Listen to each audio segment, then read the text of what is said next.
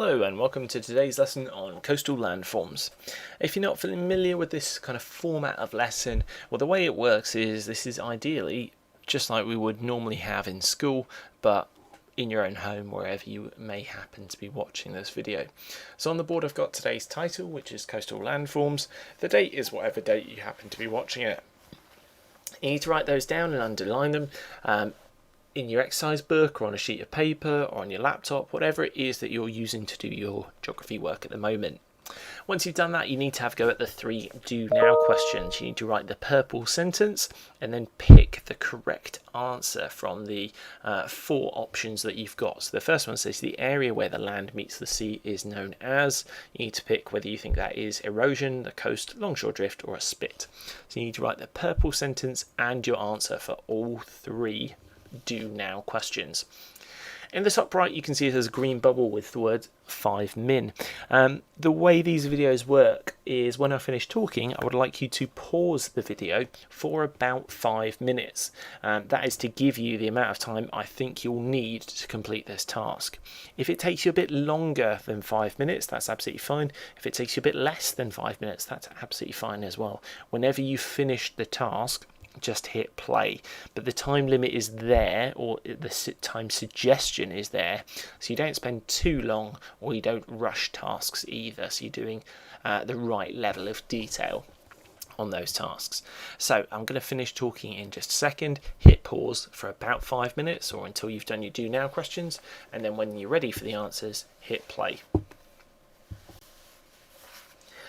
Okay, so let's go through the answers. Please grab a green pen if you've got one. If you've not got a green pen, find any other different coloured pen. Put a tick or a cross next to your answers, and if you've put a cross, make sure you correct them. This is really important to do because when you come back to look through your notes, you're going to know which topics and which key terms you knew to begin with and which ones need a little bit more work and a little bit more revision. So without further ado, let's go through the answers. The area where the land meets the sea is known as the coast. The bit of a wave that moves towards the land is known as swash. When something is made smaller by the sea breaking it down is known as erosion. So 3 ticks, 3 crosses, 1 tick, 2 crosses, whatever you got. Please correct your answers now.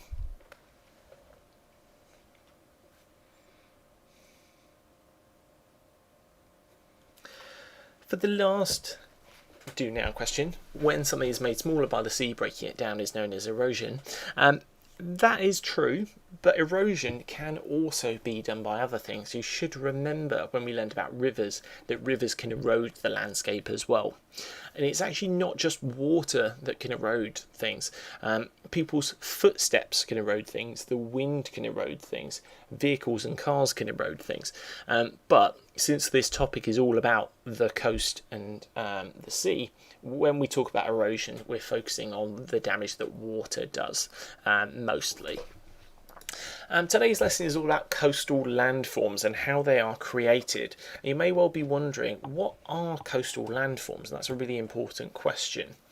If we look at the term coastal landforms, we can actually split it into 2 chunks. We've got coastal and we've got landforms. Now, an example of a coastal landform is a spit, which you should remember from last time looks a little bit like this. Now, coast, as we just discovered, is the area where the land meets the sea. So coastal landforms are going to be found in the area where the land meets the sea.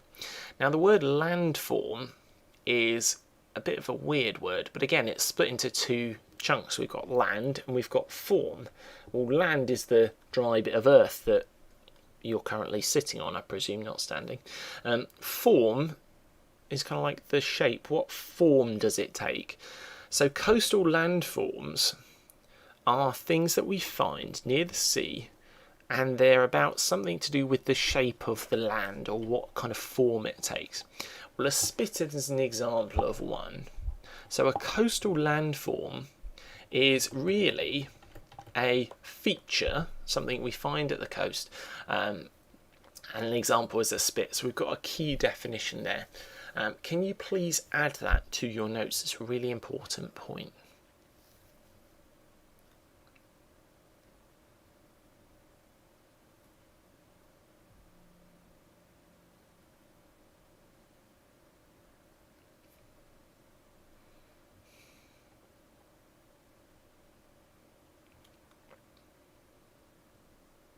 Okay, so having done that, let's have a look at some more examples of landforms. I'm going to show you a series of pictures, and I want you to try and spot different landforms, so different features that we find along the coast. So in this first one, there's actually a beach right in front of us, that sandy area that you're looking at. That itself is a landform. If you spotted that, really well done. We're going to have a look at some other pictures, try and write down all the different landforms that you can see in the pictures. Here's the next one.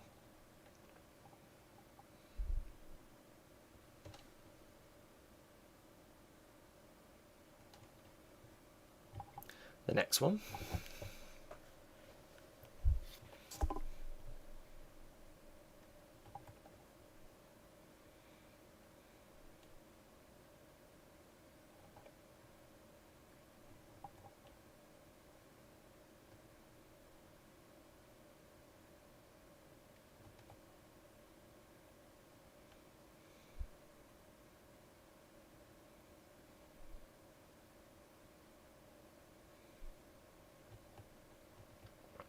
Okay, so we're going to go through the answers. Like we said, this one, the most obvious landform is a beach.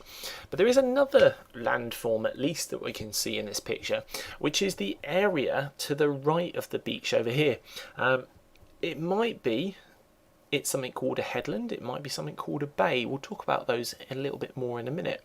Let's have a look at the next picture. The most obvious landform is the cliffs. These are the White Cliffs of Dover in the UK. They're probably the most obvious landform in the picture, but there are others.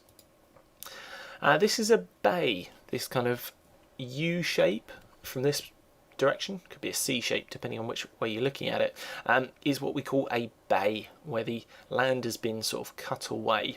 And we have also got a beach in this picture as well, which is another landform which we just talked about. In this picture, perhaps the most obvious one is this arch here.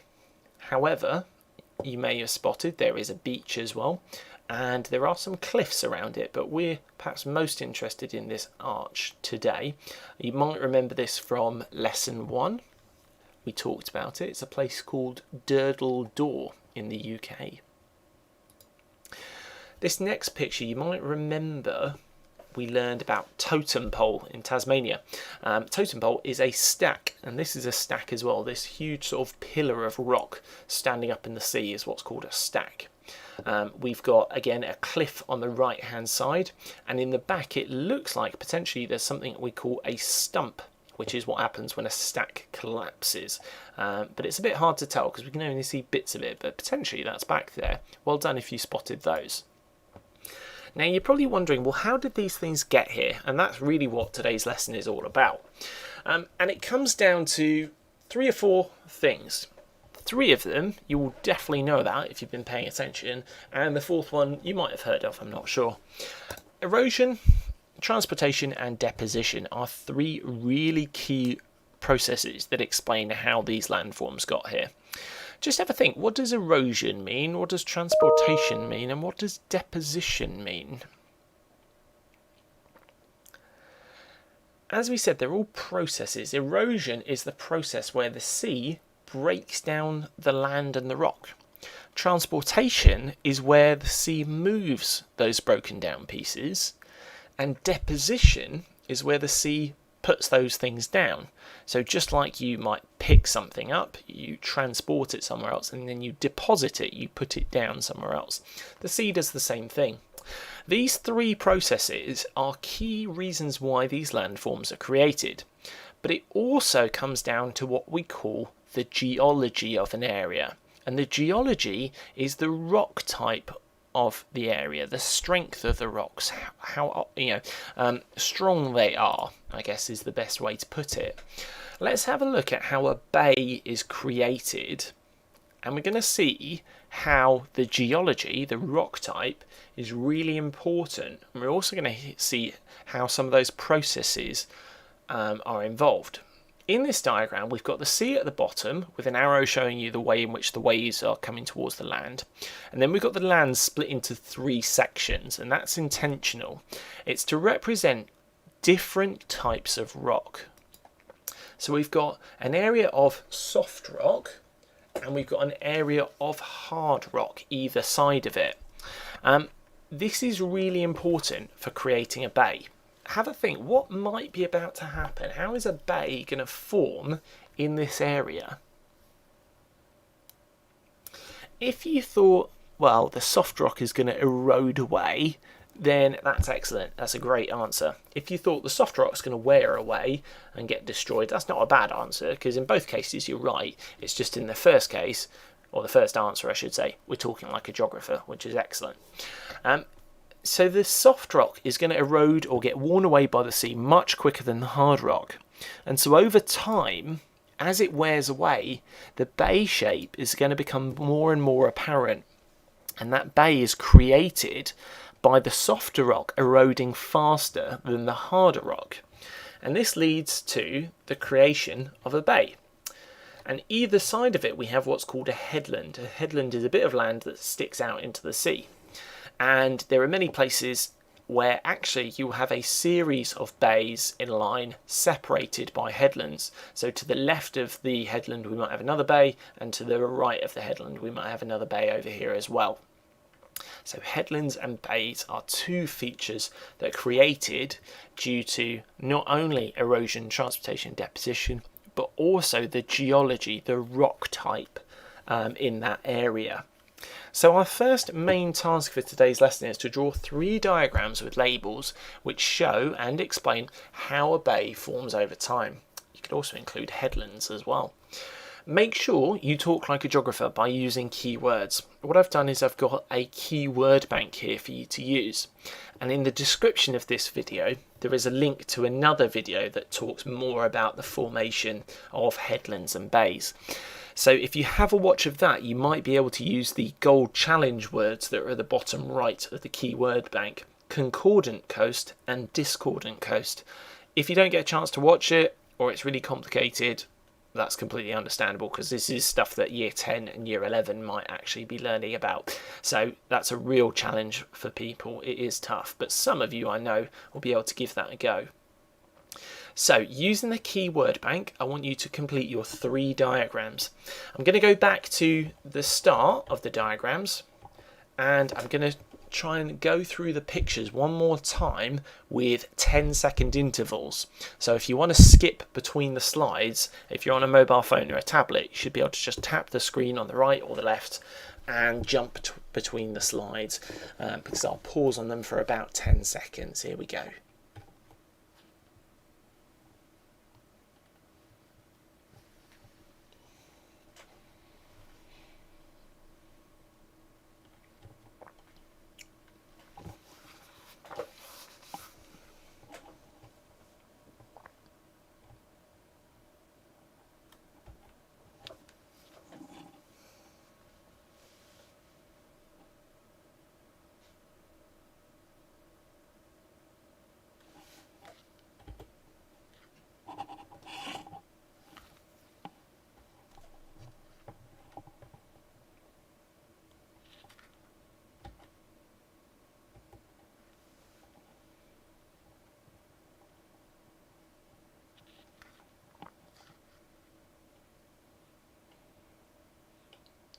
Okay, so you should have spent about 10 minutes on that task. If you finished it in 2 minutes, you're going to need to pause the video again and spend a little bit longer on that task, because I suspect you've not used all of the keywords that you needed to, and you may not have included an explanation. So make sure you've done your work to a high standard. But when you are ready, we'll carry on. Let's have a look at caves, arches, stacks and stumps. These are another feature that we find on the coast. In this picture of Durdledor, we said there is an arch, okay? That sort of N shape where there's like a door through the rocks. That's an arch that's been created by the sea. And again, that's down to the geology, erosion, transportation, and to a lesser extent, deposition. Let's have a look at how it happens. Here's again another lovely picture of a stack standing up in the sea, and you might be able to work out that this rock on the left is the same as the rock on the right, and you're probably getting an idea of how it got there. Let's have a look at the stages. So this is a, well, what was it? What's it called? Have a quick think. It's a headland. Well done if you said headland. In the headland, sometimes there are weaknesses in the rock. We won't go into how they got there, that's not important at the moment. But these weaknesses are attacked by the sea and the waves by processes like hydraulic action and attrition and abrasion.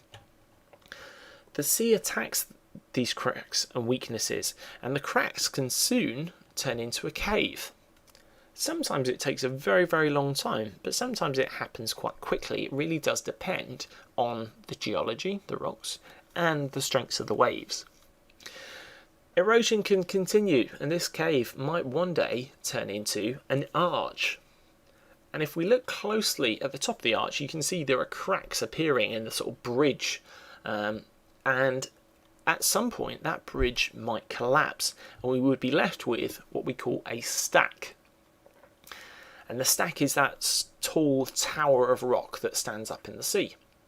Now the stack might be eroded further, and eventually the stack may collapse, and that would leave us with a stump, which is just a small amount of rock standing up in the sea. Sometimes it's actually covered by the water and you can't actually see it. It depends on the height of the stack and the changes in the tide. So your task next of all is to create a series, or perhaps just one diagram, with labels showing how not a bay, but cracks, caves, arches, stacks and stumps are formed. You can do a diagram like this. This is a bit of a sort of comic strip where it's going from left to right over time, where we've got a cave, an arch and a stack, all kind of first, second, third. Now there are two things missing off of this diagram. Have a quick think, what are they? If you said the crack and the stump, you are absolutely correct. Well done. So again, I've got a list of keywords here that you can use to help you with your task. This task should take you probably 10, maybe even more, 15 minutes or so to do. Once again, I'm going to go back to the diagrams and I'm going to skip through them in 10-second intervals so you can see the different pictures. If this is useful, can you put a little comment in the comment box saying yes, the skipping for 10 seconds was really useful, or if it was a real pain, leave me a comment as well, just so I can find out whether this is something I should do in the future.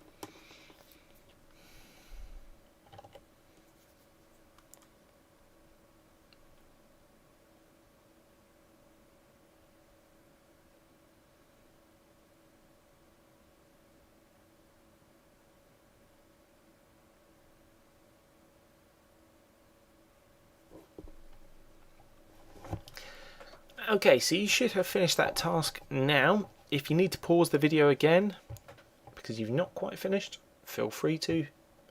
That's not a problem. Let's have a look at the last bit of today's lesson. So I've got two houses, one at point A and one at point B. And the question is, where would you be safest and why? So have a quick think for a second. Where would you be safest and why?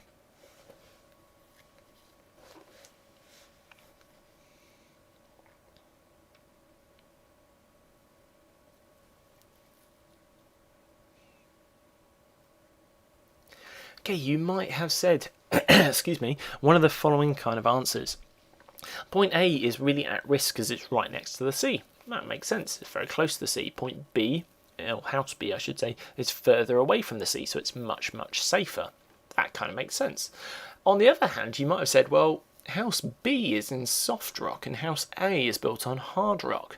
Therefore, house B is more at risk and it's not as safe as house A, because house A is built on really solid rock. So there's not necessarily a right or a wrong answer to this question, and there are other reasons why you might say, well, actually A is more at risk, even though it's on hard rock, because it's probably on some cliffs, and that means that you might fall over the edge, whereas house B has got a beach nearby, which is much safer, because if you fall over on a beach, you fall over on the sand or the rocks. It's not as bad as falling like 10 meters into the sea off the top of a cliff or something like that.